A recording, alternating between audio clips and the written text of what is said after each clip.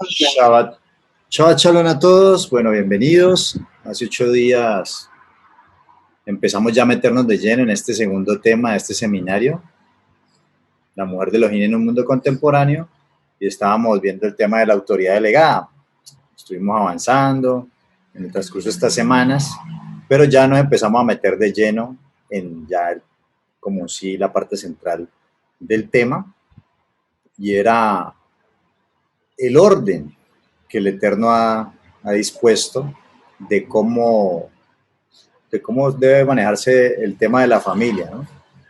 ¿Quién delegó a él o cómo es el orden o la cabeza de la autoridad? Y estuvimos viendo que ese modelo que el padre dejó era que la máxima autoridad pues es el creador del universo, es la autoridad por excelencia, que estaba el Mesías, que se sujetaba al padre, pero a la vez el Mesías era autoridad del varón.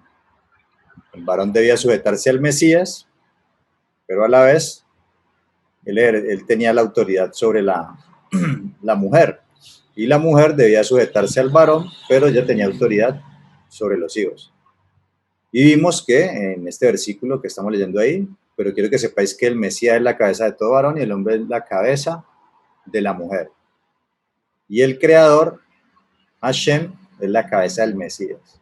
Y veíamos en el versículo de acá abajo que, bueno, todo esto, o sea, el Mesías es el primero que tiene autoridad, pero a la vez también se sujeta.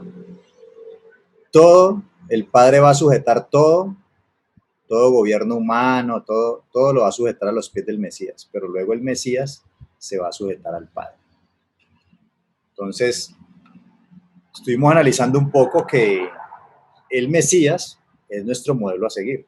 Nosotros no seguimos a ningún hombre, nosotros no seguimos ni a Pablo, ni a Javier, ni a ningún hombre. ¿Sí? Nosotros estamos aquí convocados porque seguimos al creador del universo y al Mesías que él ha enviado. En ellos está la vida eterna. Y eso es lo que seguimos. El modelo que el creador nos dio para seguir y emular es el Mesías, Yehoshua. Por eso empezamos a analizar hace 8 días cuáles eran las características de esa autoridad. Y veíamos que la marca, una de las marcas principales de esa autoridad era la obediencia. ¿Sí? Y estuvimos ahí hablando sobre este tema, cómo el Mesías, siendo autoridad, teniendo autoridad, a la vez él debía, ¿qué? Sujetarse a una autoridad. Y estuvimos viendo el nivel de obediencia que él tenía al Padre, y que el ejemplo que él nos dio es que él no hacía la voluntad de él, sino todo lo que oía y veía hacer al Padre. Se sujetaba a la voluntad de su Padre, creador del universo. Vimos que, leamos el último versículo de aquí de esta lectura, diciendo que en los días de su vida física, él oraba, clamaba al Eterno, y dice que aunque era hijo, aprendió la obediencia. Él en su humanidad aprendió la obediencia, y resaltábamos, por eso está aquí en rojillas, que esa obediencia lo llevó a ¿qué? A ser perfeccionado. Esa obediencia a su Padre lo fue perfeccionando, y por eso llegó a ser autor de eterna salvación para todos los que le obedecen. Y decíamos que no era solamente a los que creen, y ahí nos referimos ya al tema de pensamiento griego, que yo creo una cosa y hago otra. No, aquí estamos hablando de la emuná, la verdadera fe, la emuná que demanda el Creador, y es esa emuná que no es solamente un pensamiento o estar de acuerdo intelectualmente, sino manifestado en hechos. Es decir, que yo oigo la palabra, la creo, la guardo y la obedezco. Y Él es autor de eterna salvación a los que lo obedecen, así como Él obedeció. Y por esa razón fue exaltado como sumo sacerdote, y decíamos que bueno, el Mesías fue exaltado por la obediencia que Él tuvo al Padre. Por eso fue colocado en esa posición de prestigio. Muchas veces queremos prestigio, queremos que nos coloquen en un lugar alto, y hablamos de cabeza y cola, recuerdo que estuvimos hablando, pero para ser cabeza Mire que el Mesías, para poder ser exaltado a esta posición, primero tuvo que, ¿qué? Ser obediente. Y decíamos que para poder ser colocados en un puesto de autoridad o en un puesto de exaltación, había que obedecer. Y en este caso, ¿obedecer a quién? Al Padre eterno, como lo hizo el Mesías. Obediente al Padre. Y esa fue una marca que estuvimos viendo y alcanzamos a ver una segunda marca, era la de siervo. Y cogimos un ejemplo de Marcos 10:35, donde Santiago y Juan pretendían, querían eh, estar ubicados en el reino venidero en una posición de autoridad, a la derecha o a la izquierda, ¿no? Veíamos que le preguntaban, ¿no? ¿Derecha o izquierda? Era lo que se preguntaba. Y veíamos que el Eterno, pues en la Biblia les decía yo que no se hablaba de líder, sino de siervo. Y él les dice, entre los paganos hay jefes que creen tener derecho a gobernar con tiranía a sus súbditos y sobre esto descargan grandes el peso de su autoridad. Pero entre vosotros no debe ser así. Al contrario, el que quiera ser grande entre vosotros, que sirva a los demás. ¿Sí? Y lo curioso es que el contraste que hace el Mesías es que el Mesías es el ejemplo tanto de autoridad como de sujeción a la autoridad. Y estas dos cualidades son cualidades que deben tener tanto una persona que está en autoridad como una persona que está sujeto a la autoridad. Porque nosotros emulamos al Mesías. El Mesías es nuestro referente. Y como referente debemos hacer lo que él hizo. ¿Qué hizo él? Siendo autoridad, se sujetaba a la autoridad que él tenía, al Padre. Y era servidor. Lo leímos aquí en estos versículos. Cuando le dice acá abajo, ¿quién es mayor? ¿Quién es más importante? ¿El que se sienta a la mesa a comer o el que sirve? Él era el rey, él era el Mesías. ¿Y qué hizo? Veamos aquí la figura. Le lavó los pies a los apóstoles. ¿No es acaso el que se sienta a la mesa? En cambio, yo estoy entre vosotros como el que sirve. Entonces veíamos que muchas veces se estaban disputando, y aún hoy en día, que esa fue la pregunta que planteamos antes de entrar de lleno a este tema, ¿qué cualidades debe tener la cabeza o el que está en autoridad? Porque todo el mundo quiere estar en autoridad, todo el mundo quiere mandar. El punto es, ya viendo estas cualidades, pues cuántos siguen haciendo las mismas preguntas, ¿no? O cuántos quieren realmente tener estas marcas, desarrollar estas marcas y estar en autoridad. Si quieres estar en autoridad, ¿qué cualidades debes desarrollar? Obediencia y eres un servidor. Si eres una autoridad, si el Eterno te ha colocado en un lugar como autoridad, entienda que más que usted un líder, más bien entiéndase como un siervo, que el Eterno lo colocó ahí a usted en esa posición de cabeza, donde quiera que esté, en su trabajo, en su negocio, en el salón de clases, en su hogar, pero es para que usted sirva a los demás, no para que los gobierne con tiranía, los oprima, no, todo lo contrario. Y de hecho, él hace comparación con la gente del mundo secular que no conocen al Creador, que eso es lo que hacen, ¿sí? Y pues creo que lo vemos palpable en estas tierras, ¿no? Cómo se ha gobernado y cómo se han hecho las cosas y hoy se están cosechando todas esas cosas que se han hecho. Entonces, de hecho, el mismo nombre ministro quiere decir un servidor. Y eso es lo que son. El presidente, los ministros, todos ellos son servidores de quién? Son servidores del pueblo. El pueblo los escoge ¿para qué? Para que administren los recursos que el pueblo produce, que el pueblo da. Y el Mesías, siendo el rey, nos enseña ese principio fundamental que si nuestros gobernantes o todos los que están en autoridad, sea como hombre cabeza de hogar, o sea lo que sea, la posición que estés, si entendiera estos principios de obediencia al Padre, de que es un siervo, yo pienso que estaríamos en un mundo diferente. ¿Sí? Lastimosamente, bueno, no es así, pero nosotros, que ya nos ha amanecido, se nos han revelado estas cosas. Y estas cosas son para ponerlas por obra, para practicarlas. ¿Es fácil? Nadie ha dicho que es fácil. Hay que trabajarlas. ¿Es posible? Sí es posible. Tiempo, paciencia, estudio, entendimiento, comprensión. Ir aplicando los principios en la medida que, como decía acá, me quedo con este versículo de acá.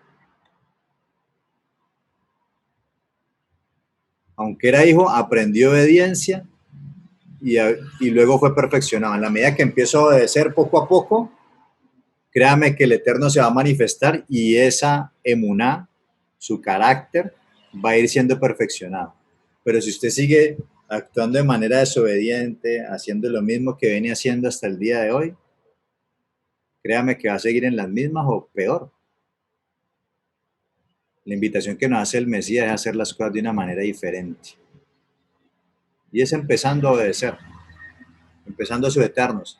Queremos ser autoridad, pero no nos sujetamos a las autoridades que el Eterno nos ha colocado. Otra marca, ahí habíamos quedado, otra marca que tiene una autoridad, un seguidor del Mesías, ¿sí? De sujeción a la autoridad. En Mateo 11:29 habla de mansedumbre y humildad. Dice, llevad mi yugo sobre vosotros y aprended de mí, que soy manso y humilde de corazón, y hallaréis descanso para vuestras almas, porque mi yugo es fácil y ligera mi carga. Bueno, el yugo es la interpretación del Mesías. Este yugo era lo que le colocaban a los bueyes, ¿sí? Este pedazo de madera amarrado al cuello de los bueyes. Había un buey que era experimentado y grande, y había un buey joven que siempre estaba tratando de ¿qué? Desviarse del camino. El buey grande y fuerte lo mantenía a raya por el camino que debía andar. Miren que el Mesías les dice, lleven mi yugo, que es más fácil. El yugo que les ponían los fariseos eran con unas cargas muy pesadas. Recuerden que ellos le añadían mandamientos de hombres a la Torá y los enseñaban como si fueran los mandamientos de Dios. Por eso el Mesías les mantiene recriminando. Bueno, les mantenía no, habían unos que eran unas exageraciones, porque no todas esas leyes orales eran malas. De hecho, la sacaron con una buena motivación, pero finalmente terminaron volviéndose una carga que ni ellos mismos las guardaban. Por eso les dice, lleven mi interpretación, no la interpretación de ellos, porque mi yugo es fácil y mi carga es ligera. Pero me llama la atención que muchos, hoy ve uno en las diferentes denominaciones, ve uno mucho que la gente quiere hacer milagros y hacer cosas maravillosas.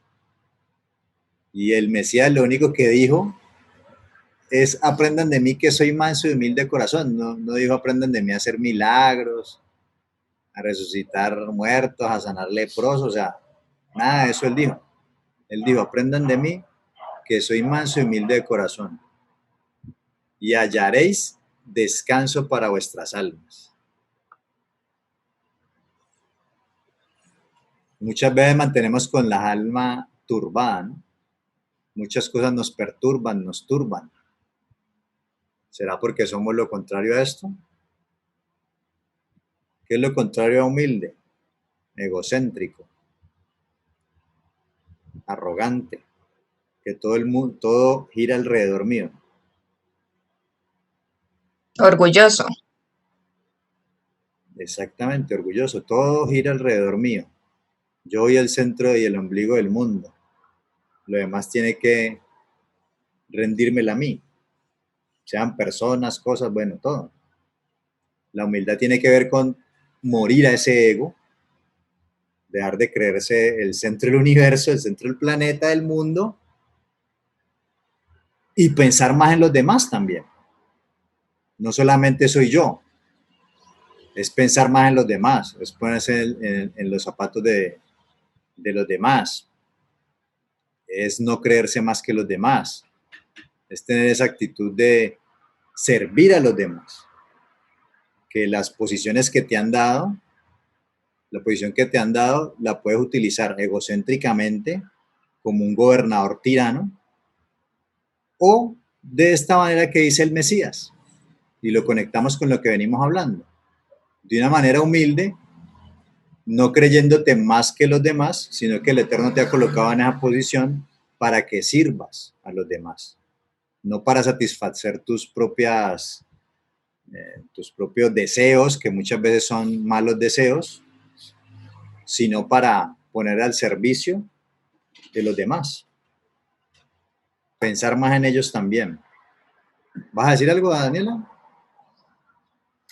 Sí, precisamente iba a complementar algo que estabas ahí hablando sobre el tema de la humildad, ¿no? Cuando tocas el tema de la humildad, yo me ponía a pensar y ahora decías como lo opuesto del humilde, ¿no? Entonces, me imaginaba yo una persona orgullosa, una persona egocéntrica, pero entonces cuando entramos a analizar las características de una persona humilde y de una persona orgullosa, me, la otra vez escuché en un estudio y me llamó mucho la atención, decía, por orgullo muchas veces perdemos bendiciones que el Eterno nos ha dado. Y yo quedé como que, o sea, ¿cómo así? O sea, yo misma me puedo estar perdiendo de bendiciones por mí, ¿no? A veces le echamos culpas al adversario, le echamos culpas que no es el tiempo. Bueno, ponemos tantas excusas, pero al mismo tiempo somos muchas veces nosotros mismos. Y es porque nos cuesta reconocer esas características que estabas nombrando ahora. O sea, una persona orgullosa, de una u otra manera, primero no se somete a la voluntad del Eterno, ¿sí? Una persona orgullosa, por más que le digan la verdad, le cuesta reconocer, es más, no la reconoce. ¿Por qué? Porque se encierra en sí. Es una persona que de una u otra manera también culpa al otro, no se hace responsable por sus actos. Es una persona que muy posiblemente te diga, no, es que yo soy así, yo no cambio. Entonces, cuando yo he entrado a analizar el tema de la humildad, porque es que tenemos que entrar a analizar bien el concepto de humildad, porque a usted le dicen humilde, no, pues entonces siempre tiene que agachar la cabeza. Entonces, usted no va a poder hablar, ¿no? Pero realmente cuando analizamos esas características que estabas nombrando algunas, y sé que ahorita vas a nombrar de pronto algunas más, es una, por decirlo así, una personalidad en la cual la persona toma consejos de otros, recibe críticas, que son características que hemos podido ver obviamente en el Mesías. Es una persona que controla sus emociones, que perdona, una persona que le reconoce la verdad, pero sobre todo es una persona que me pareció importante esta característica y es que busca consejo de otro. O sea, yo digo, y yo pensaba obviamente cuando estaba analizando esto, yo decía, busca consejo de otro. Usualmente, y lo que hemos venido hablando, obviamente lo estaba conectando con lo que hemos venido hablando, mm, usualmente cuando buscamos a otro, nos permitimos autoanalizarnos, o sea, cuando buscamos a alguien, obviamente que, que sea objetivo, alguien que obviamente nos conozca y demás, buscamos consejo de otro y en esa medida crecemos. Yo decía, cuando ya hacía esa comparación, yo decía, bueno, ese carácter de humildad creo que realmente es un carácter de crecimiento, es un carácter de madurez, es un carácter que me permite a mí también crecer como persona, crecer como o ser social, llámenlo hija, esposa, madre, bueno, desde todos los conceptos. Entonces, eh, sí los invito para que cuando de pronto tengamos esas palabras como que no humilde, uy, no, yo jamás, pero veamos qué es lo que transforma en nuestro corazón, que era lo que tú hablabas. O sea, realmente lo que busca la palabra es transformarnos. Y es ahí cuando la palabra empieza a hacer efecto, es que, por ejemplo, no, yo nunca pedía un consejo a mis padres y que yo me acerque a mi papá y le diga, venga, mi papá, tal cosa, ¿no? ¿Cómo lo van a tomar ellos? Y cómo eso me va a permitir también a mí crecer. Eso era como el aporte que te quería complementar. Ok, muy bien. Otro error que también se comete es que se cree que humilde es alguien pobre, de escasos recursos. Y bueno, yo conozco gente pobre y orgullosa y conozco gente rica, humilde y viceversa. Rico, orgulloso y pobre, humilde. Humilde es una actitud, como lo dice aquí la palabra, pues una actitud del corazón. Una actitud del corazón en la cual usted no se cree superior a los demás, pero tampoco se cree menos. Tiene un concepto adecuado del que debe tener y lo más importante es que esa humildad le permite sujetarse, le permite eh, humillarse delante del creador. Y en la medida que, por eso dice, el que se humilla será exaltado y el que se exalta será humillado.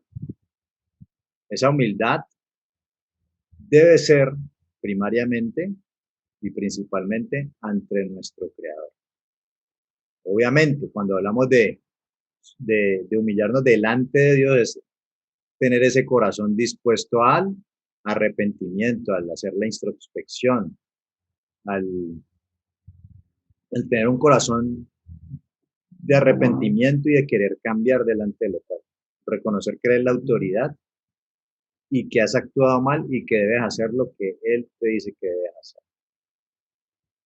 Y eso es lo que va a traer, bueno, además de la mansedumbre que ya lo vamos a tocar, eso es lo que te va a traer que hallaréis descanso para vuestras almas. ¿Usted se quiere dar cuenta si usted es orgulloso? ¿Sabe cómo se da cuenta? Cuando los demás le hacen algo y usted explota. Cuando usted no aguanta nada. Porque como usted cree el ombligo del mundo, nadie puede equivocar con usted. Entonces las demás personas se equivocan con usted y usted automáticamente estalla. Eso demuestra que usted es una persona que todavía tiene mucho ego por trabajar. Porque así como esa persona se equivocó con usted también se ha equivocado muchas veces con otros. ¿Sí? Con palabras que ha dicho para ofender a otros, para destruir a otros. Muchas veces se ha equivocado. Así que eso, por eso no sé si ustedes han visto personas o ustedes mismos. Una persona egocéntrica todo le molesta, no está tranquilo, todo el mundo le cae mal, todo el mundo mantiene con el alma, no la mantiene con el alma descansada, la mantiene estresada, porque todo le molesta. Todos son tus enemigos, todos te quieren hacer daño. Si usted es uno de esos, bueno, el Eterno te está hablando hoy que debes aprender a ser manso y humilde de corazón. Quiero añadir algo ahí, un momentico, Javier, en cuanto al tema de que está hablando de la humildad. La humildad es una virtud que se atribuye a aquella persona que tiene la conciencia, la capacidad de ser consciente de sus limitaciones y de sus debilidades. Eso es lo más importante. Cuando yo tengo la capacidad de reconocer que yo tengo limitaciones y que tengo debilidades, ahí estoy siendo humilde. ¿Por qué? Porque entiendo que necesito ayuda. Porque entiendo cuando hablamos aquí ya obviamente en el área espiritual que soy dependiente del eterno Dios. Eso es lo más importante. Que quién es mi fortaleza, quién es el que me va a, como tú lo decías ahorita, me va a ir perfeccionando como lo hizo con Yeshua, me va perfeccionando en la medida que vaya conociendo la palabra, el eterno Dios. Entonces, sí es importante que tengamos presente eso. Es una virtud que se le atribuye a quien tenga la capacidad de ser consciente que tiene limitaciones y debilidades. Y tener limitaciones y debilidades no es malo. Nada, vuelvo y repito, somos humanos y hace parte, pues, obviamente, de nosotros, de la esencia. Eso quería añadir. Okay. Bueno, y otro aspecto, cualidad, virtud, y es la mansedumbre. Él dice, ser manso y humilde de corazón. me gustó mucho un link de una página cristiana que vi y decía unas cosas interesantes que vamos a examinar aquí acerca de la mansedumbre. Dice, ¿cuál es el verdadero significado de ser manso? Dice, Yeshua era manso y humilde de corazón. Sin embargo, él sacó a los cambiadores de dinero del templo con un celo y una ira justa. Entonces, ¿qué significa ser realmente manso? Bueno, con respecto a esto de que sacó a los cambiadores de dinero del templo, pues ellos estaban corruptos. Y lo otro es que en sí no era el templo. Normalmente nosotros leemos esto y nos imaginamos, ya les voy a mostrar. Les voy a mostrar para que me entiendan un poquito mejor. A ver, un segundo.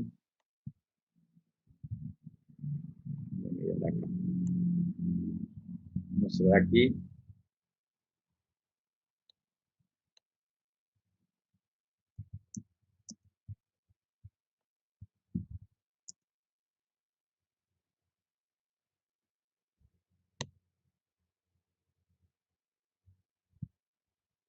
Ok, bueno, hagámoslo desde aquí. Desde aquí, bueno.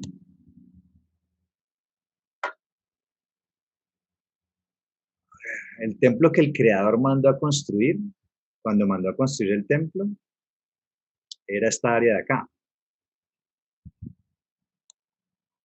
A partir de este que está aquí. Aquí hay otro murito por ahí. 500 por 500 metros. Ya este espacio de acá, todo esto de acá, ya eso fue una extensión que colocó Herodes. ¿Ya? El templo que el creador mandó a hacer es este de aquí. Y como tal templo es este. Este es el santuario, el templo en sí es. Pero cuando mandó a construir esta área. Ya esto de acá fue un añadido de Herodes. Pero igual, todos ellos le llamaban templo a todo esto. ¿Ya? ¿Qué quiero decir? Acá en esta zona era donde se hacían los cambistas. ¿Qué hacían los cambistas? Bueno, mucha gente venía de diferentes partes y venía con monedas, con ídolos inscritos en esas monedas. Ellos lo que venían aquí era cambiar muchas veces animales y demás, y también cambiar las monedas para poder ingresar acá al lugar Kadosh. ¿Ya? Lo que el Mesías hizo de los cambistas fue acá, no en el templo como tal. O sea, en el primer siglo le llamaban templo a todo eso porque, bueno, Herodes lo había hecho la extensión y todo, pero el templo es esta zona de aquí. Aquí adentro, el Mesías no hubiera hecho eso que hizo acá. ¿Ya? Entonces, para ser más técnico y exactos, eso lo hizo acá, en una zona donde él podía hacer eso y que estaban corruptos. ¿Ya? Entonces, eso como por dejarlo claro ahí técnicamente, porque muchas veces creen que el Mesías hizo algo que, bueno, que en realidad no es lo que están pensando más de uno. Ahora, lo otro es que una cosa es la función y otra cosa es el oficio. El oficio fue lo que el Eterno les dejó a los levitas y a la familia de Aarón de ser sacerdotes. El Mesías nunca cuestionó eso. Estuvo parado ante Caifás, sumo sacerdote, y nunca cuestionó su posición, ni mucho menos.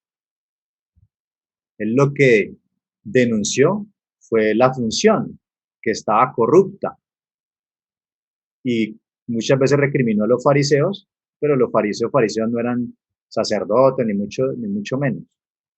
Así que eso hay que tenerlo claro porque pues, por estos días más de uno sale por allá a decir que el Mesías hizo esto y aquello, y pues cuando se enfrentó a las autoridades, o sea, una cosa son las autoridades israelitas que conocían la Torá, por ejemplo, estos cambiadores de impuestos conocían la Torá, eran parte del pueblo de Israel, eran los que ministraban, de los que ministraban al pueblo de Israel, fariseos y demás, conocedores de la Torá, y estaban corruptos. Pero cómo actuó delante de las autoridades paganas que no conocen al creador del Imperio Romano, que tenían sometido al pueblo con impuestos y demás. ¿Qué hizo el Mesías? No le dijo nada a Pilato ni a ninguno de ellos. Como cordero fue llevado al matadero. Entonces, eso para dejar un poco claro las cosas ahí. Una cosa es que yo me levante y a los que son del pueblo, que conocen la Torá y están en corrupción, pues es lo que hizo, eso es lo que hay que hacer, exhortarlos, denunciarlos y demás. Pero con los paganos, pues son paganos. Dice la palabra que corrige al necio y te odiará. Corrige al sabio y se hará más sabio. Entonces también lo digo para que tengamos cuidado a la hora de coger la palabra y ponerla a decir cosas que no es lo que el Eterno ha dicho ni lo que el Mesías ha dicho, sino que la utilizamos para enseñar cosas que no están realmente ahí, sino acomodarlas a nuestro parecer del momento. Y eso es muy delicado porque podemos caer en la shonjara, que es lengua mala. Bueno, así que yo les invito a que aprovecho este espacio aquí por lo que todo lo que está sucediendo, que evitemos estar hablando cosas que no tenemos la capacidad de comprobar. ¿Listo? Pero bueno, aquí me está saliendo un poquito del tema, pues por la realidad que nos compete en estos momentos, pero aquí un detalle técnico, él era manso y humilde de corazón, sin embargo sacó a los cambiadores de dinero del templo con un celo y una ira justa. Entonces, ¿qué significa ser realmente manso? Bueno, Yeshua dijo, bienaventurados los mansos, porque ellos recibirán la tierra por heredad. La palabra manso a menudo puede venir con connotaciones negativas. Puede ser que la gente vea ser manso como una alfombra de puerta, o sea, todo el mundo entra y la pisa, para que la gente camine por encima. Y eso es lo que más de uno cuando le dicen manso y humilde, lo primero que me imaginan es eso, que todo el mundo me va a pisotear, me tengo que dejar hacer de todo. De hecho, un diccionario lo define como sumamente sumiso y complaciente, sin ánimo, domado.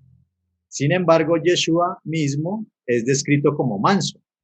Y sabemos que el hombre que desafió a los fariseos, volcó las tablas de los cambistas en el templo y que nunca retrocedió al blandir la verdad como una espada de dos filos. Nunca podría ser descrito como un espíritu domado. Así que si queremos heredar la tierra, necesitamos aprender a entender lo que realmente significa ser manso. Bueno, en este artículo, Elías Aslaksen señala la gran diferencia entre ser manso y ser tímido, y por qué uno es una virtud y uno es un vicio. Entonces, mansos y temidos son opuestos. Ser manso nunca debe confundirse con ser tímido. Un espíritu tímido es exactamente lo opuesto a un espíritu manso. La tranquilidad que acompaña a la mansedumbre es el resultado de la confianza de uno en el Señor, mientras que la tranquilidad de la timidez es el resultado de la falta de confianza en uno.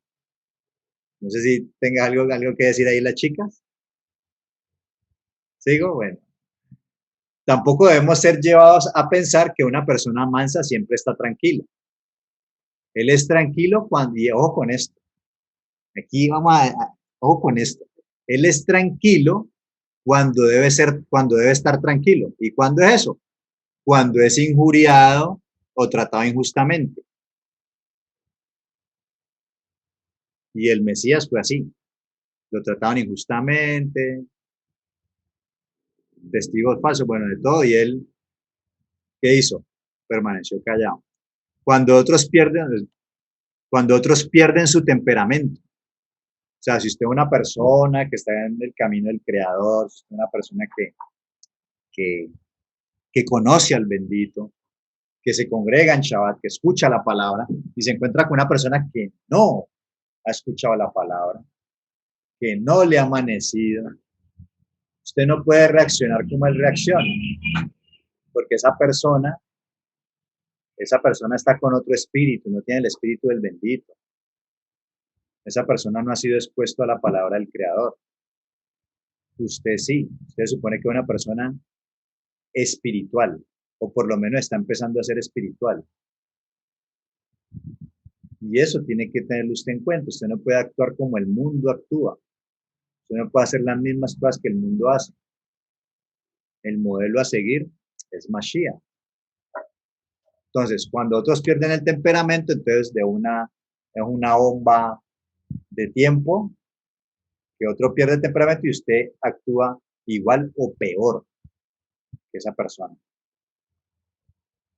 El Mesías, bueno, aquí lo que nos quieren enseñar es que estar tranquilo cuando es ser tranquilo. Claro, usted está en la calle, la gente quién sabe qué le ha pasado en la casa y vienen con todo ese estrés, porque son personas que no son mansas y humildes, vienen con estrés, vienen con una cantidad de cosas cargadas y resulta que el pobrecito de usted fue el que pagó los platos rotos. Esta persona actúa de esa manera con usted, pierde el control, el temperamento, se enoja, te dice unas cuantas cosas y tú le respondes de la misma manera, igual o peor. Cuando tú sabes que nuestra lucha no es carnal, sino que es espiritual y que tú no estás llamado a eso. Esa persona se equivocó, muchas veces la respuesta blanda aplaca la ira, de hecho hasta lo puedes poner en vergüenza y haces que caiga en cuenta, hasta te pedía perdón, disculpas y demás, sin necesidad de pelear. O sea, cuando tú entiendes que la lucha espiritual, que esto no es personal, que hay enemigos espirituales, el mundo, a Satán y la carne, y el peor enemigo de uno es uno mismo, cuando uno entiende esto, uno se tranquiliza, porque uno ha aprendido a despojarse de ese ego que estábamos hablando ahorita, y empieza a comportarse también de una manera mansa, es decir, teniendo también ese dominio propio, porque si tenemos el espíritu del creador, ese espíritu no es de cobardía, sino de poder, amor y de dominio propio. Y ese dominio propio es precisamente para empezar también a sujetar todas esas emociones y encaminarlas al servicio de Hashem, al servicio del creador. Y ese gran ejemplo nos lo mostró el Mesías. Ah, ¿es fácil? No estoy diciendo que sea fácil. ¿Qué estamos haciendo aquí? Empezando a tomar conciencia de ello. Y créame que ese es el primer paso. Cuando usted ya toma conciencia, entiende, créame que la próxima vez que pase alguna escena de esas, usted va a acordar de lo que estamos hablando aquí. Y en ese momento usted va a decidir si sigue actuando como siempre ha actuado, igual o peor que esa persona, que aún no le ha amanecido, o usted decide empezar a obedecer, usted decide si empieza a caminar como el creador dice que debe andar. Eso sí, te lo aseguro sin temor a equivocarme, que cuando empieza a obedecer al creador, a hacer lo que él dice, vas a ver cómo tu entorno va a cambiar, porque va a empezar a emanar la luz del Mashiach. Y eso es lo que él quiere. Por eso dice acá, aprendan de mí. Y cuando dice aprendan de mí, no aprendan de mí a dar una buena enseñanza, a dar un buen sermón o a hacer milagros, a convertir agua en vino. No, aprendan de mí que soy manso y humilde de corazón y hallaréis descanso para vuestras almas. ¿Quieres no estar turbado? Que nada te perturbe, estar tranquilo, en shalom, en paz. Tienes que empezar a tomar conciencia de estos principios que el Mashiach te está diciendo. Sigamos, cuando retomo aquí, él es tranquilo cuando debe estar tranquilo, cuando es injuriado o tratado injustamente, cuando otros pierden su temperamento, cuando estos charlan sobre esto y aquello, cuando ellos luchan por su propio beneficio y ventaja, etcétera. Pero no cuando él debe presionar a Dios con grandes gritos por ayuda. O sea, ahí sí ya no es más, o sea, ahí sí con vehemencia, no cuando va a clamar a Dios tanto de día como de noche, cuando levante su voz como una trompeta para declarar al pueblo sus transgresiones. Y toma referencia a Isaías 58:1. O sea, como voz de trompeta para declarar al pueblo de Dios sus transgresiones. Y este pedazo me gustó, porque tiene que ver con lo que estaba hablando ahorita. O sea, que él declaraba, claro, exhortaba a los del pueblo porque conocían la Torá y por eso se levantaba y los exhortaba y le iba de frente y duro. Pero eso sí, diciendo la verdad y obviamente con pruebas y demás. No decir las cosas por decir. ¿Sí? No, y a los que no eran del pueblo, pues realmente cuando estuvo frente a las autoridades que no eran las del pueblo, que no conocían Torah y demás, pues lo que dijo fue, y lo que le dijo a todos fue, perdónalos porque no saben lo que hacen. Dice, o cuando tiene que defender las verdades del evangelio abiertamente, o arrancar al cordero de las fauces del león. La naturaleza divina tiene dos lados. Es tranquila, y aquí quiero que ustedes se miren como un espejo, y obviamente para que ustedes lo mediten en su interior, cómo se ubican ustedes en este momento de tiempo, en este instante de tiempo, con respecto a esto que vamos a leer aquí. La naturaleza divina tiene dos lados. Es tranquila cuando es adecuado para estar tranquilo y puede tronar como el sonido de truenos y relámpagos cuando es adecuado para hacerlo. La naturaleza pecaminosa también tiene dos lados. Es bulliciosa cuando debe estar tranquilo y es tranquila y tímida cuando debe gritar con toda su fuerza. Aquí lo contrastándolo con lo de arriba, claro, esto es bullicioso cuando otro pierde el control, entonces él también se pone igual o peor. Si usted es de esos, lo invito para que se grabe este versículo.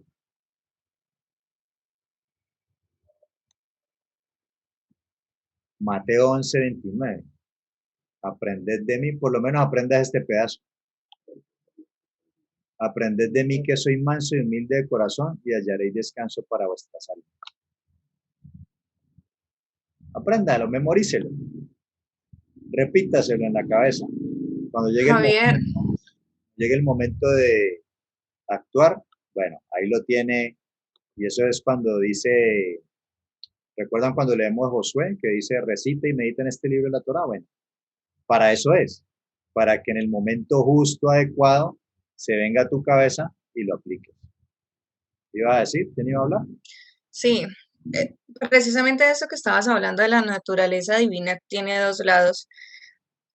Me gustaría que lo pudieses ampliar un poquito más porque, o sea, ¿por qué? Porque cuando está, por lo menos que la naturaleza pecaminosa es bulliciosa, pero también pensaría que esa bullicia, por decirlo así, o esa imponencia, no sé, quisiera saber mejor la palabra bulliciosa porque la relaciono cuando el Eterno va y exhorta, ¿no? Porque el Eterno, me relaciono como cuando van los profetas y el profeta iba y exhortaba y tocaba cosas, ¿no? Que eran que al pueblo lo movían. Entonces, me gustaría de pronto aclarar un poquito más esos dos tipos de naturaleza, porque, bueno, creo que me hice entender, ¿cierto? No, pues lo que te entiendo ¿No? es que me estaba hablando básicamente de bullicioso. La De naturaleza, bulliciosa, porque es que la relaciono, quisiese saber, porque, cuál es como esa característica o esa diferencia, porque el hecho de ir también a declarar la palabra del Eterno, así sea el pueblo, o sea, nosotros tenemos que ir a todo el mundo, ¿no? Y alguien nos puede identificar como bulliciosa, ¿no? Como, ay, esta sí, muchacha, pero esta aquí chica, básicamente entonces, lo que nos está planteando el texto es que es bullicioso cuando no tiene que ser bullicioso. Por eso está diciendo, la naturaleza pecaminosa tiene dos lados. Es bullicioso cuando debe estar tranquilo. Y cuando sí debería ser bullicioso, entonces ahí sí se queda callado y no dice nada. Entonces, por ponerlo lo contrario de la naturaleza divina. Cuando tiene que exhortar al pueblo, lo hace con vehemencia. Porque el pueblo ok, conoce y entonces ahí la naturaleza pecaminosa, pues es pecaminosa. Están en pecado, pues también está ahí de pari con el pecado. ok. Y cuando debe estar, que lo vemos el ejemplo que colocaron acá arriba, cuando es injuriado, los otros que no tienen el espíritu del Elohim, se salen o aún los mismos compañeros de milicia, que también creen en el Eterno, se les sale la naturaleza, la vieja naturaleza, entonces resulta que actúan igual o peor. Entonces ahí es cuando no hay que ser bullicioso, sino ahí sí estar tranquilo, relajado y saber actuar de la manera espiritual, no de la O sea, manera... estamos hablando como de la sabiduría. Sí, pues aquí estoy metiendo la sabiduría porque tenés el espíritu del creador y Ya, ya entendés lo que estamos diciendo aquí. Por eso les digo, repita usted, aprendan de mí que soy manso y humilde de corazón y hallaréis descanso para vuestra alma. Entonces, ¿cómo aplicaría la sabiduría? Ya bueno, en ese momento que me están gritando, no sé, de pronto usted ahorita se va y su mamá la grita o no sé qué le diga, entonces ahí usted aprende de mí, que soy más humilde de corazón, que usted se calma, respira y actúa de una manera tranquila, como debe actuar. Ya bullicio, si actúas en la carne sería bulliciosa, entonces te igualas a tu mamá, te revelas a la autoridad, bueno, y empieza, se vuelve un desastre y un caos. ¿Ya? Ahora Muchas sí. gracias. Me Ok, quedó muy claro ya. ok, sigamos acá. Entonces, ser manso conduce a la salvación. Y aquel varón Moisés era muy manso, más que todos los hombres que había sobre la tierra. Número 12:3. Sin embargo, al ver el becerro y las danzas, él arrojó las tablas de sus manos y las quebró. ¿Sí? Cuando él sube al monte Sinaí o monte Horeb, recibe las tablas, el pueblo ya estaba en pecado, solazado en ello, y el Eterno lo manda y le dice, ve porque este pueblo ya ha pecado contra mí, y baja a Moisés y los encuentra pues en pleno pecado y él les arroja las tablas. Entonces dice, Yeshua, que nos rogó que aprendiéramos mansedumbre de él, ardía con tanto celo que volcó las mesas de los cambistas y lo echó del templo con un azote. Entonces, por ejemplo, en la comunidad de creyentes, pues si usted ve que alguien está pecando, pues es como un deber ser exhortar al hermano, obviamente, con amor, y bueno, hay un proceso que eso ya se vería en otros lados, de ve y dile calladamente, luego ve y dile a otro hermano y van y le hacen saber, sino pues ya dile a la congregación, pero sí ir de frente con el pecado. No andéis buscando mansedumbre en tales situaciones. Podemos estar seguros de que está presente en la vida de las personas espirituales, pero en ocasiones como esa, otros atributos divinos son más prominentes por la sencilla razón de que son más apropiados. ¿No? O sea, en ese momento pues hay que exhortar, redarguir y demás. Debemos recibir con mansedumbre las palabras implantadas en nosotros. Cuando la palabra nos juzga y nos castiga, cuando divide entre el alma y el espíritu, y las coyunturas y los tuétanos, cuando es como esa espada de dos filos, la palabra del Creador, cuando nos aplasta y nos humilla, cuando nos quita, cuando nos pone al descubierto. Entonces es vital estar callado y manso y admitir que la palabra es correcta. Entonces tenemos que mantener la boca cerrada en lugar de responder, defendernos y perdonarnos a nosotros mismos. Entonces seremos conducidos más lejos en el camino de la vida. Seremos cada vez más embellecidos con la salvación, paso a paso. Bueno, y aquí la referencia de quien escribió la palabra. El punto es que no es lo mismo cuando usted está con un hermano en la fe, una persona que conoce la palabra, a cuando usted está con una persona que no conoce la palabra. Si una persona que conoce la palabra se le estresa y se le ofusca y todo eso, usted lo exhorta. ¿Sí? Pero si usted está con una persona que es del mundo, que no conoce el Creador y se exalta y explota, usted lo llega a reprender y le echa leña al fuego y explota más. Entonces, es mejor quedarse callado, porque uno sabe que esa persona no es espiritual. Más bien espera el momento cuando pase la espuma y ya después habla tranquilamente con la persona. Pero en buenos términos, porque usted sabe que esa persona, pues primero tienes que darle ejemplo y tienes que llevarlo a qué? A que empiece a aprender. Entonces tienes que ser manso y humilde. En el caso del otro hermano, que supone que si también depende de qué tanto recorrido tenga, pues ya uno también obviamente lo exhorta con amor, pero puede decir uno lo puede exhortar de una. ¿Ya? Y eso fue lo que hizo el Mesías, pues el Mesías no estaba exhortando al hermanito, sino que estaba exhortando a gente que es la que enseñaba Torah. Y estaban corruptos. Entonces, ¿cómo podían enseñar Torah y estaban haciendo todo lo contrario? Una locura. Había que decírselo en la cara fuerte, exhortándolos duro. Pero a un pagano, ¿qué le vas a decir si no sabe de qué le estás hablando? Si tu Dios no es el Dios de él cree en otra cosa. A él le importa, no le importa lo que diga la escritura. Entonces estás perdiendo el tiempo ahí.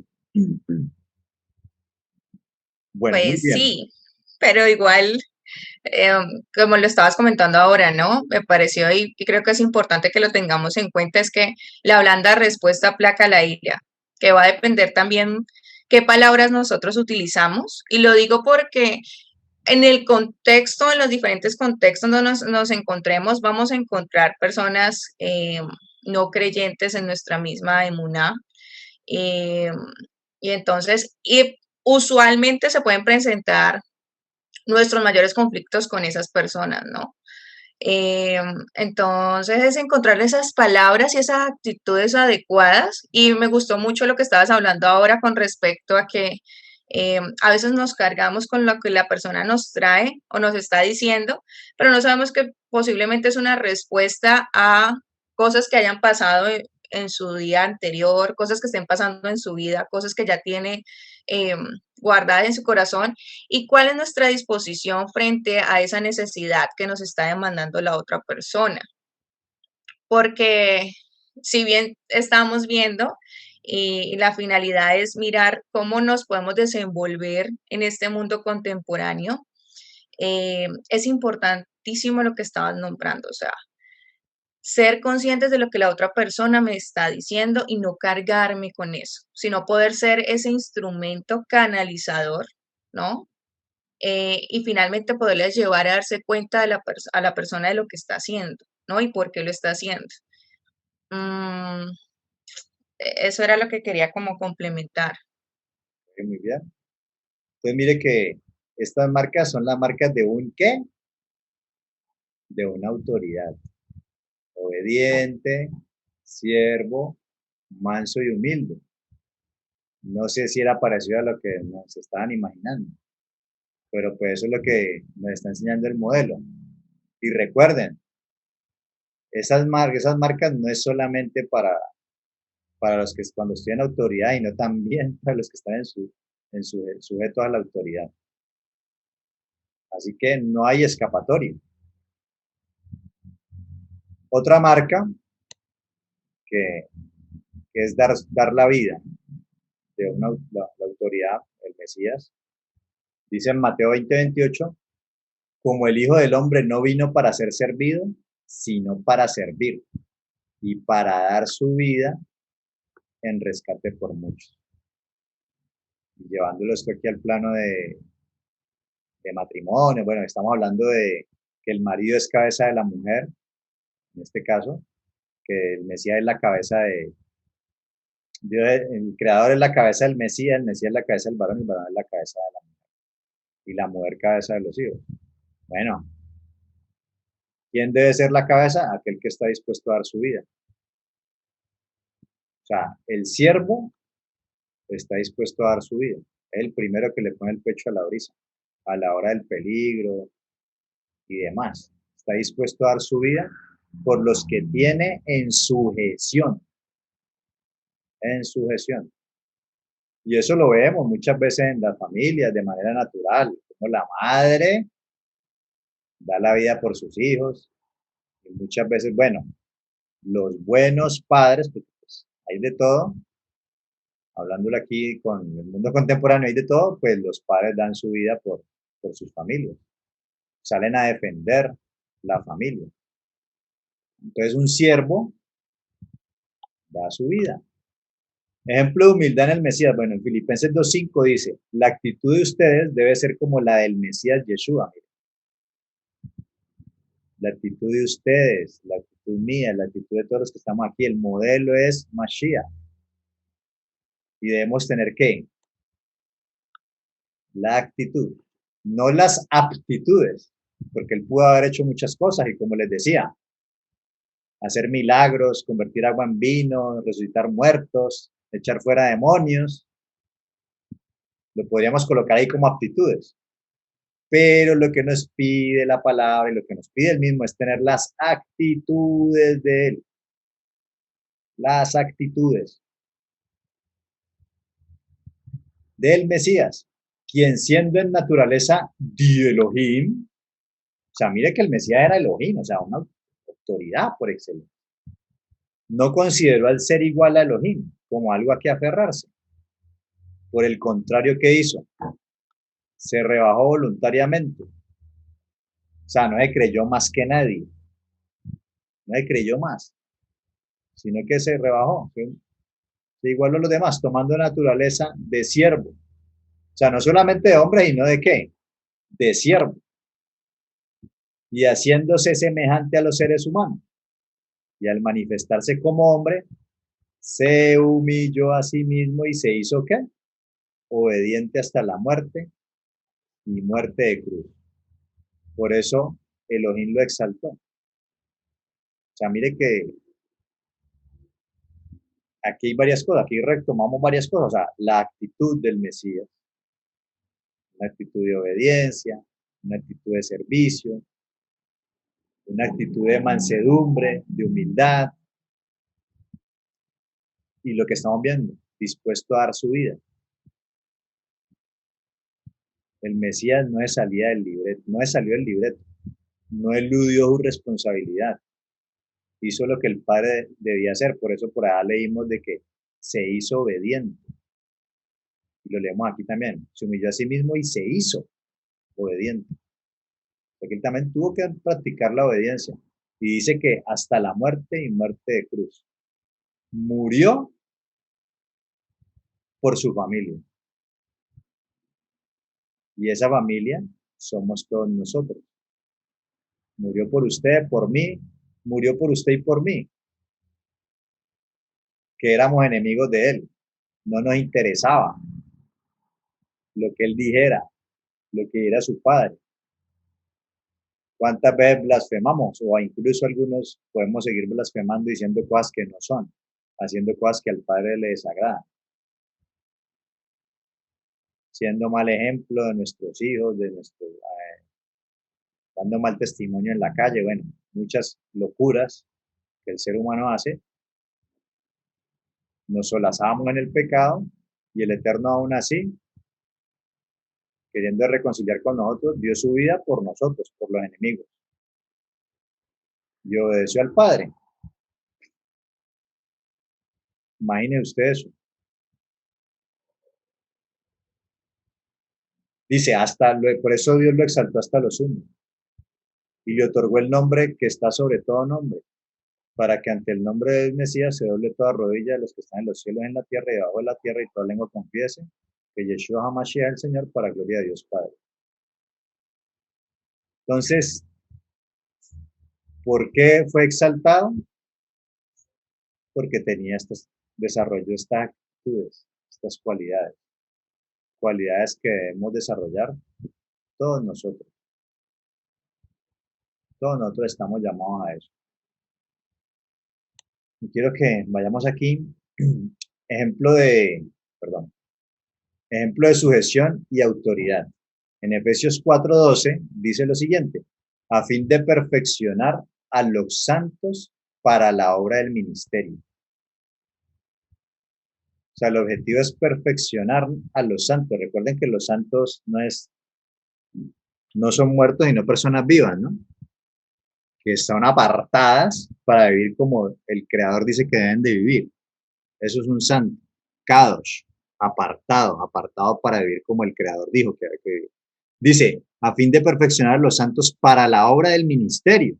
Y entonces alguno pensará, bueno, pero pues el ministerio, a los que tienen un grupo, tal vez Javier que está dirigiendo este grupo, o el pastor donde yo voy, o el ROE, o el MORE, o como lo llamen. No. O sea, todos, absolutamente todos tenemos un ministerio. ¿Sí? Tal vez no comunitario, de grupos, con gente de fuera de la casa, pero todos tenemos un ministerio en la casa. El primer ministerio es la familia. Así que esto que nos está diciendo aquí, el primer ministerio, de hecho, antes de tener un ministerio por fuera, pues hay que tener un ministerio en la casa. El primer ministerio es tu casa. O sea, lo primero en el orden de ideas no es tu congregación. Tu primera responsabilidad no es ir a servir a la iglesia. Tu primera responsabilidad es servir a los tuyos en tu casa, porque es tu primer ministerio. Si tienes esposa e hijos, con mayor razón. Si tienes esposo e hijos, con mayor razón. Si tienes hijos, bueno, ese es tu primer ministerio. Esos son tus discípulos. Si tienes hijos, esos son tus discípulos. O sea, si tienes un ministerio. Si eres el único que conoce la palabra en tu casa, bueno, tienes un ministerio ahí. Tienes mucho por hacer. Y el Eterno te quiere perfeccionar. Dice, para la edificación del cuerpo del Mesías. Aquí lo está hablando a nivel ministerial de congregación, pero yo lo estoy planteando porque también es una realidad que el ministerio, el primer ministerio, es tu casa. Y eso también grábese. También grábese eso, porque el primer ministerio es su casa, sus hijos, su esposa, su esposo. Ese es el primer ministerio. Y si no tiene esposa, esposo, entonces, bueno, sus papás o los que tiene al lado. Dice, para la edificación del cuerpo del Mesías hasta que todos lleguemos a la unidad de la fe y al conocimiento del Hijo de Dios. A un varón perfecto a la medida de la plenitud del Mesías. ¿A qué estamos llamados? A un varón perfecto a la medida de la estatura de la plenitud del Mesías. A la santidad. Y ya sabemos, exacto, que la santidad tiene que ver con qué.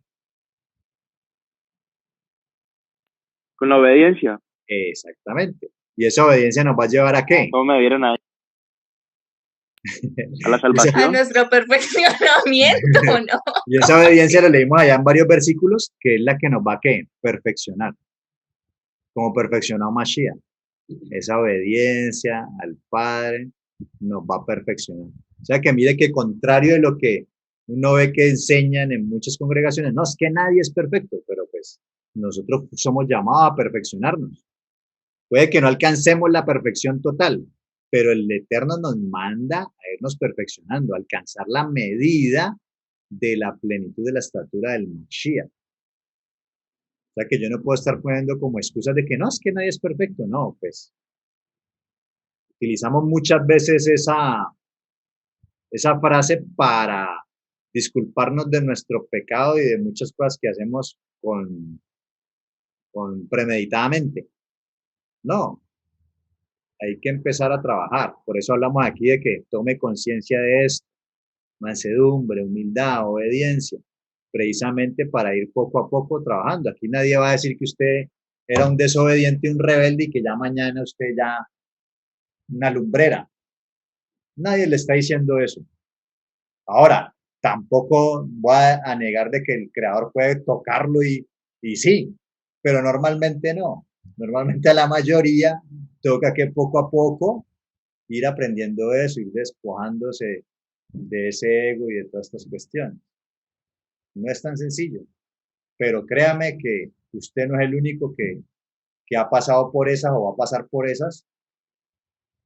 Muchos ya han venido trabajando en eso desde hace tiempo y todavía siguen luchando y seguimos mejorando. Esto es una carrera de largo aliento, no es una carrera de 100 metros, es una carrera de largo aliento, una carrera larga, una vida de transformación y de perfeccionamiento.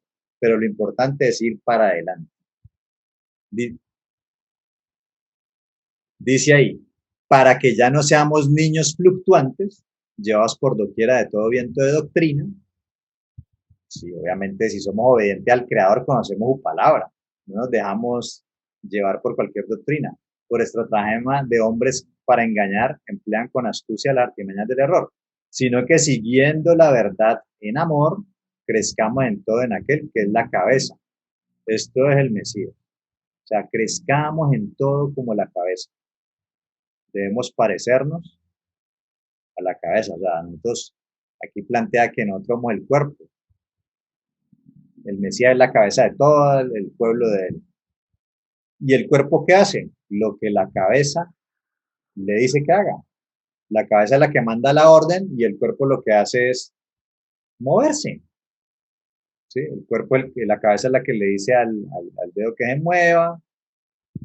¿Sí? Esa conexión neuromuscular y todo funciona desde la cabeza. Por eso si la cabeza está mal, de ahí para allá, todo es enfermedad, muerte y la cosa se pone grave, caos. Por eso el enemigo también siempre ataca ¿qué? La cabeza. O quiere hacer monstruos de dos cabezas. porque entonces así están en disputa las dos cabezas y bueno, ya sabemos qué pasa. Sigamos leyendo aquí. Dice, de quien todo el cuerpo, o sea, nosotros, bien concertado y unido entre sí por todas las coyunturas que se ayudan mutuamente, según la actividad propia de cada miembro. O sea, todos somos miembros. ¿Sí? En este caso, hablándolo a nivel del pueblo del Creador, el Mesías es la cabeza, nosotros somos el cuerpo y nosotros, por decir Daniela, un ojo, Richard es la nariz, yo y la boca, y cada uno una parte de ese cuerpo. Y cada parte tiene una función, ¿sí?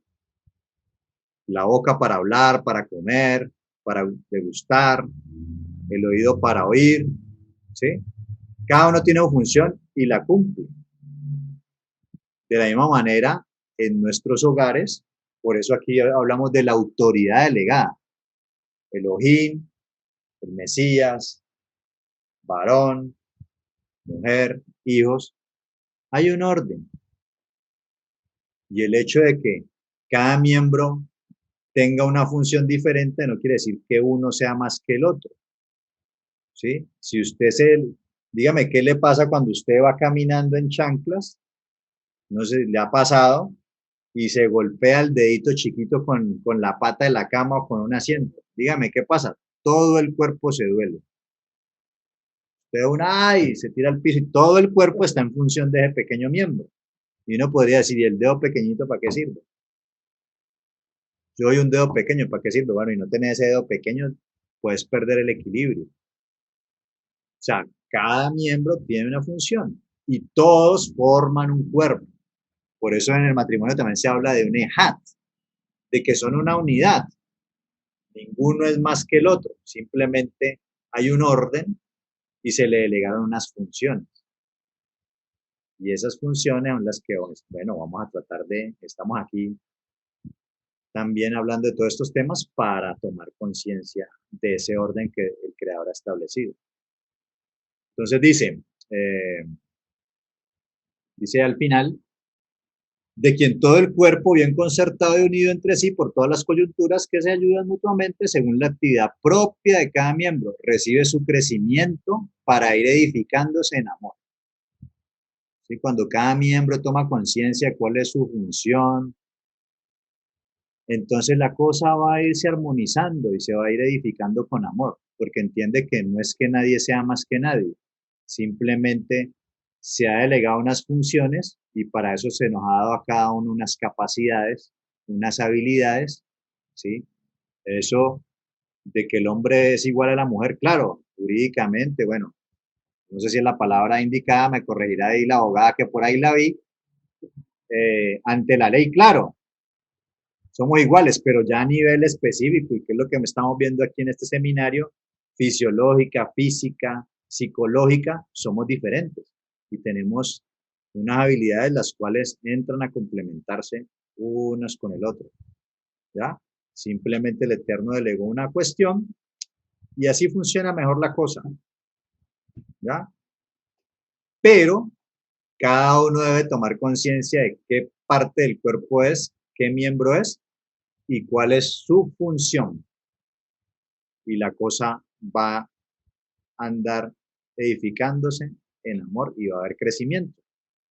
Bueno, hasta ahí, no sé si las chicas quieran decir algo, siendo las 20:55, voy a dejar hasta ahí. ¿Van a decir algo o no? Bueno.